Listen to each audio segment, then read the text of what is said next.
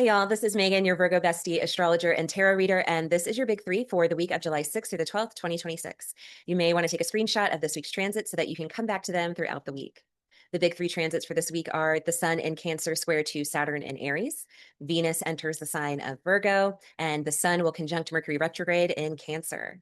First up, the Sun in Cancer square to Saturn in Aries. The week begins with a reality check. Cancer wants to nurture, protect, and follow your heart, while Saturn in Aries asks you to take responsibility for yourself and to stop waiting for permission.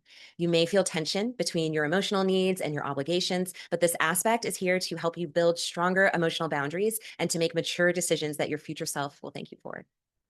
Next, Venus enters Virgo. On Thursday, Venus moves into Virgo, shifting love, relationships, finances, and values from grand gestures to intentional actions.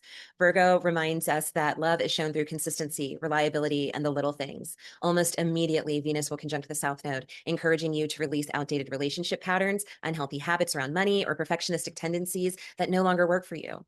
Then Venus forms a beautiful trine to Chiron in Taurus, creating an opportunity for healing your self-worth and learning that you don't have to earn love by being perfect. And finally, the Sun will conjunct Mercury retrograde in Cancer. This is a powerful week for reflection. Conversations, memories, and emotions from the past may resurface, giving you an opportunity to see them with fresh eyes.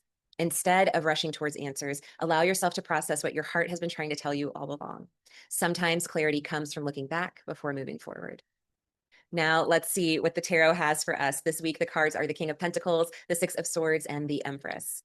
With the King of Pentacles, this week asks you to stay grounded. Success comes from being patient, dependable, and focused on long-term stability instead of quick wins. Build something that lasts. With the Six of Swords, you're leaving something behind. Whether it's a mindset, a relationship, or a difficult chapter, this card reminds you that healing often happens gradually. Keep moving forward, even when progress feels slow.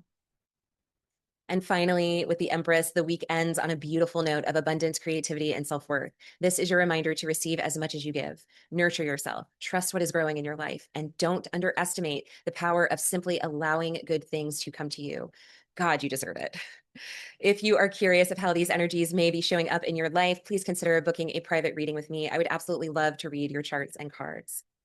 And if you can't support through services, please help your girl out by liking, following, and sharing with a friend or someone who may need this message. I am sending y'all lots of love this week, and I will plan to see you next week for your big three. Bye, y'all.